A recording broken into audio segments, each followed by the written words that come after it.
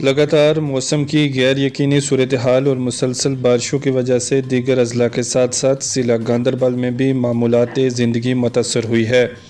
بارشوں کی وجہ سے گاندربل کے سب سے بڑے آبی وسائل نالہ سندھ اور دیگر ندی نالوں میں سطح آب میں کافی اضافہ ہو گیا ہے۔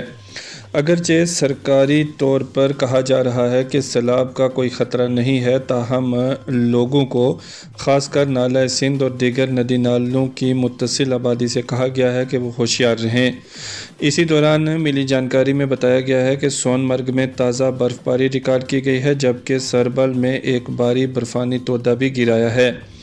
دریں حکام خراب موسم اور کل گگن گھیر میں پیش آئے تویرا گاڑی کو حادثے میں 5 افراد کی موت واقع ہونے کے پیش نظر آج سون مرگ اور لیہ کرگل جانے والے ٹریفک کو وسن گاندربل میں روکا گیا۔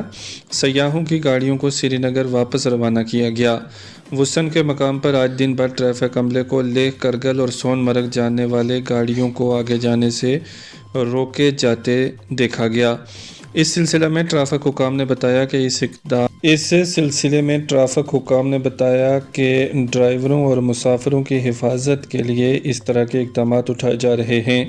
خراب موسمی صورتحال کو دیکھتے ہوئے گاندربل پولیس نے کسی بھی مدد کے لیے ہیلپ لائن نمبر بھی جاری کر دیا ہے۔ یہ ویژول ہم تک پہنچائے ہیں ہمارے گاندربل کے نمائندے مختار احمد نے۔